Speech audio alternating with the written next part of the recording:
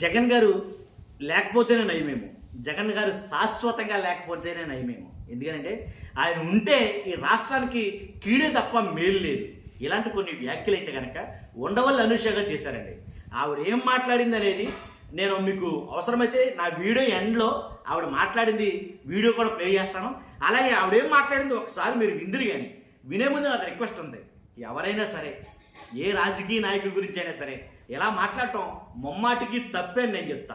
ఎందుకంటే రాజకీయ నాయకులు ఇప్పుడు అదే జగన్ గారిని కొన్ని కోట్ల మంది ప్రజలు ఆరాధ్య దేవుడిగా ఆరాధించే వాళ్ళు చాలామంది ఉన్నారు, నాకు తెలిసి నేను చూసిన లెక్కలు.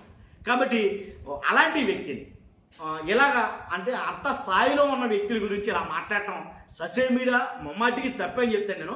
ఆవిడ ఏం మాట్లాడిందో వింటే మీకు అర్థం అవుద్ది. అసలు ఒక్కసారి వినండి, వీడియో నేను ఆఖరిని కూడా పెడతాను, ప్లే చేస్తాను. ఈవిడ ఏం మాట్లాడిందో విన్న తర్వాత మనం మిగిలిన విషయాలు మాట్లాడుకుందాం. ఫస్ట్ అయితే లైక్ చేయండి, ఎందుకంటే తెలియాలి కదా ప్రజలందరికీ ఏం జరుగుతుంది ఏంటనేది. కాబట్టి రాష్ట్ర ప్రజలు తెలియాలంటే మీ బాధ్యతగా లైక్ చేయండి. కొత్తగా మన ఛానల్ చూస్తే పక్కాగా సబ్స్క్రైబ్ చేయండి. మీ అమూల్యమైన అభిప్రాయాన్ని కామెంట్ రూపంలో తెలియజేయండి. ఆవిడ ఏం మాట్లాడారో ఒక్కసారి మనం విందాం. ఉండవల్లి అనూష గారు.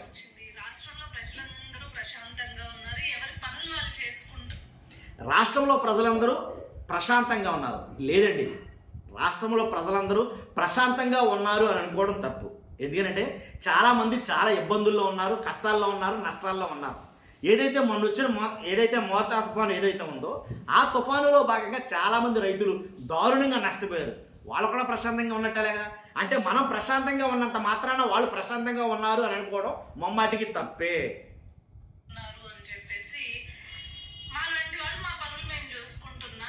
వైసీపీ అనే ఒక పార్టీ ఉంటుంది, కుక్కతొక్క వంకర్ లాంటి పార్టీ. దానికి ఉచ్చం నీచం మానం ఇట్లాంటివి ఏమి ఉండవు ఆ పార్టీ. మీరు ఒక మాట గుర్తుపెట్టుకోవాలండి, నేను ఈ వీడియో చేస్తున్నప్పుడు రాజకీయాల గురించి మాట్లాడట్లా. అంటే సామాన్య వ్యక్తి, సగటు వ్యక్తి ఎలా మాట్లాడాలి, ఒక రాజకీయ నాయకుడి విషయంలో ఎలా ఉండాలి, ఎలా మాట్లాడాలి దాని గురించి మాట్లాడుతున్నా. అంటే నోరు అదుపు తప్పితే చాలా పరిణామాలు మనం చూసాం. ఆల్రెడీ వైసీపీలో కూడా రాంగ్ ఇంటెన్షన్లో మాట్లాడిన వాళ్ళు, అంటే అబ్యూజ్డ్ వర్డ్స్ వాడిన వాళ్ళని చాలాసార్లు నేను ఖండించాను. ఇలా మాట్లాడటం తప్పు అని నేనే అన్నా. చాలామందిని వైసీపీ వాళ్ళైనా, జనసేన వాళ్ళైనా, టీడీపీ వాళ్ళైనా సరే ఎవరైనా సరే వాళ్ళ పరిధిలో మాట్లాడాలంతే అనేది నా అభిమతం. ఒకసారి విన్నాం, చాలా మాటలైతే మాట్లాడింది ఆవిడ.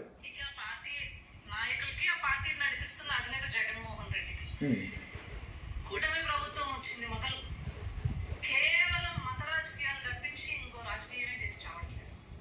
ఈరోజు పలాస కాశీబుగ్గలో ఒక వ్యక్తి తన ఏదైతే ప్రైవేట్ స్థలంలో ఒక గుడి కట్టుకున్నారు. గుర్తుపెట్టుకోండి, ప్రైవేట్. అది ఆ నోట ఈ నోట పార్టీ భక్తులందరూ దానికి, అది ఎండోమెంట్ కి సంబంధించింది కాదు, కేవలం 4 నెలల క్రితం స్టార్ట్ అయింది. ఎండోమెంట్ కి సంబంధించింది కాదు, ప్రభుత్వానికి ఎటువంటి విధంగానూ సంబంధించింది కాదు. ఈ రోజు అక్కడ తీరని దుర్ఘటన. ఎందుకు ఈ మాట చెప్తే నలిగిపోతుందో నాకు అర్థం కాల. ఎండోమెంట్కి సంబంధించింది కాదు, ప్రభుత్వానికి సంబంధించింది కాదని చెప్పడం నలిగిపోతారు ఎందుకు? ప్రభుత్వానికి సంబంధం లేదు, ప్రైవేట్ గుడి, ఇంతేగా. ప్రైవేటు గుడి ఈ పదం చాలా బాగా వినపడ్డది. ఏదైతే ఆ గుడిలో వెంకటేశ్వర స్వామి ఆలయంలో తొక్కిసలాట జరిగి 9 మంది చనిపోయిన తర్వాత ప్రైవేటు గుడి అనే పదం చాలా బాగా విపరీతంగా వినపడటం మొదలెట్టింది. ఇప్పుడు ప్రైవేటు గుడిలో చనిపోయిన వాళ్ళు మనుషులు కాదండి. ఇప్పుడు ఆర్టీసీ బస్సులో ఉన్న వాళ్ళు చనిపోతేనే ప్రభుత్వానికి సంబంధమా, లేకపోతే ప్రైవేటు బస్సులో చనిపోయినా సరే ప్రభుత్వానికి సంబంధం ఉండదా? ప్రజలు ఎక్కడున్నా ప్రజలే కదా. అది ప్రైవేటా ప్రభుత్వం అనేది తర్వాత సెకండరీ. అక్కడ ప్రజలు చనిపోయారు, అది ప్రభుత్వ గుడిలోనా ప్రైవేటు గుడిలోనా అని కాదు, అంతే కదా. ఇప్పుడు అలాంటి నేను నేను ఒక మెసేజ్ చూశానండి. ఎలా అంటే చంద్రబాబు నాయుడు గారు ఏదైతే ప్రైవేటు కాలేజీలని అలాగే ప్రైవేటీకరణ చేస్తున్నారో, ప్రైవేటు కాలేజీలు ప్రైవేటీకరణ చేస్తే ఆటోమేటిక్గా ప్రభుత్వ ఆసుపత్రులు కూడా ప్రైవేట్ చేసేసినట్టే. మరి ప్రైవేట్ చేసిన ప్రభుత్వ ఆసుపత్రుల్లో ప్రజలు చనిపోతే ప్రైవేటు ప్రభుత్వ ఆసుపత్రుల్లో చనిపోయారు కాబట్టి మాకు సంబంధం లేదు, అది ప్రైవేట్ది అని అంటారా అని చాలామంది క్వశ్చన్ చేస్తున్నారు. ఇది నాది కాదు, ఎవరో మాట్లాడితే నేను విన్నాను, చదివానండి.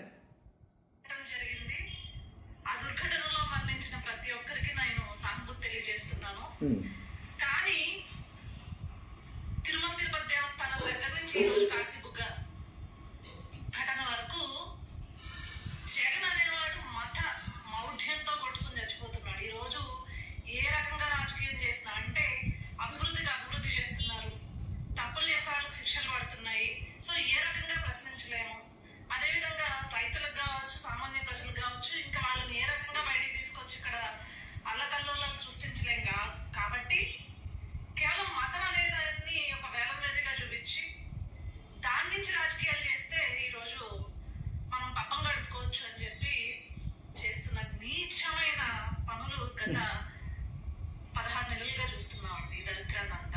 ఓకే. ఎప్పుడు ఈ జగన్ అనేవాడు ఈ రాష్ట్రాన్ని నుంచి లేకపోతే శాశ్వతంగా పోతాడో మీ మాటకు అడ్డొచ్చా? ఎప్పుడైతే ఈ జగన్ అనేవాడు ఈ రాష్ట్రం నుంచి లేకపోతే శాశ్వతంగా పోతాడో, చచ్చిపోతే డైరెక్ట్గా ఒక మాటలా చెప్పాల్సి వస్తే కనుక జగన్ అనేవాడు చస్తే అన్న మాట దాని అర్థం. ఒక్కసారి ఆవిడ మాట్లాడిన మాట మళ్ళీ ఒక్క నిమిషం. నీచమైన పనులు గత 16 నెలలుగా చూస్తున్నామండి ఈ దరిద్రాన్ని అంతా కూడా. ఎప్పుడు ఈ జగన్ అనేవాడు ఈ రాష్ట్రాన్ని నుంచి లేకపోతే శాశ్వతంగా పోతాడో ఆ రోజు మాత్రమే ఇలాంటి మత రాజకీయాలు, ఇలాంటి దరిద్రమైన రాజకీయాలు పోతాయని అనుకుంటున్నాను. విన్నారుగా? అంటే జగన్ అనేవాడు చచ్చిపోతే అప్పటి నుంచి ఇలాంటి దరిద్రమైన రాజకీయాలు పోతాయంట. జగన్ మాట్లాడిన మాట ఏంటి చెప్పమంటారా? ఇప్పుడు ప్రభుత్వమా ప్రైవేటా కాదు, మీరు ఎందుకు గాలికి వదిలేశారు?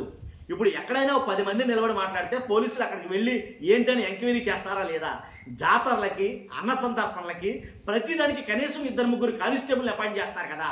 వారం వారం అక్కడ జరుగుతుంది. ఆల్రెడీ మేలో నుంచో జూనియర్ల నుంచో అక్కడ గుడి అయితే స్టార్ట్ అయ్యింది. స్టార్ట్ అయిన కాడి నుంచి జనం వస్తున్నారు. ఆ వచ్చిన జనం వేలుగా కొంచెం కొంచెంగా పెరుగుతున్నారు అని అంటే ఒకవేళ చెయ్యాలా వద్దా? కాబట్టి అక్కడ పోలీసు నియమించాలా వద్దా? అతను చెప్పలా. ఎవరైతే గుడి కట్టించాడో ఆ గుడి కట్టించిన వ్యక్తి పోలీసులు రమ్మని చెప్పిన ఇన్ఫర్మేషన్ అయితే వాళ్ళకి ఇవ్వలేదని చెప్తున్నారు. అయితే ఉండొచ్చు.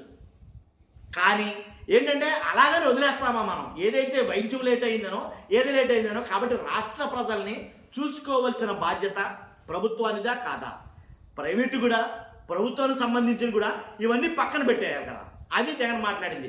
కాబట్టి అంటే రాష్ట్రంలో ఉండే ప్రతి సమస్య మీద ఒక ప్రతిపక్ష నాయకుడిగా హోదా ఉన్నా లేనప్పటికీ, మళ్ళీ ఎలాంటి హోదా ఉందా అని అడుగుతారు మీరు. కాబట్టి ఉన్నా లేకపోయినా సరే ఖచ్చితంగా ప్రశ్నించాల్సిన విషయం ఖచ్చితంగా ఒక నాయకుడిగా ఉంటుంది. అదే విషయం చంద్రబాబు నాయుడు గారు ప్రతిపక్షంగా నాయకుడిగా ఉన్నప్పుడు కూడా చాలా సమస్య మీద స్పందించారు కదా. అప్పుడు మనం ఎందుకు ఇలా మాట్లాడలేదు? నేనైతే మాట్లాడా. జగన్ గారు కూడా ప్రతిపక్షంలో ఉన్నప్పుడు, జగన్ గారు అధికారంలో ఉన్నప్పుడు అయితే కనుక ఏదైనా జరిగితే కనుక ఇదే రకంగా మాట్లాడా. చంద్రబాబు నాయుడు గారిని ఇదే వ్యాఖ్యలు చేస్తే ఖచ్చితంగా నా వీడియో ఇలాగే ఉంటుంది. తప్పు కదండి. ఇప్పుడు ప్రజల బాగు కోరి, ప్రజల శ్రేయస్సు కోరి కావలసినటువంటి ఒక నాయకుడిని మన ఇష్టాసరంగా మాట్లాడేస్తే ఎలాగది? ఇప్పుడు పోతే బాగుండును, చచ్చిపోతే బాగుండును, ఇలాంటి వ్యాఖ్యలు చేయడం ఎంతవరకు కరెక్టు? అదే ఇప్పుడు అధికారంలో ఉన్న వాళ్ళు మాట్లాడితే ఊరుకుంటారా? అధికారంలో ఉన్న వాళ్ళ గురించి ఎలా మాట్లాడితే ఊరుకుంటారా? నెక్స్ట్ మినిట్ నేను అన్నాను కానీ నెక్స్ట్ మినిట్లో తీసుకెళ్ళి లోపలాడేస్తారు తేడా వస్తాయి కనుక. కాబట్టి అలాగా నేను అనేది అదే, మనం ఏదైనా ఒకటే, మనం చేస్తేనేమో సంసారం, ఎదుటోడు చేస్తేనేమో వ్యభిచారం అనేటట్టుగా ఉండకూడదని నా అభిప్రాయం. కాబట్టి ఇలాంటి వ్యాఖ్యలు కరెక్ట్ కాదు, మొమ్మాటికి కరెక్ట్.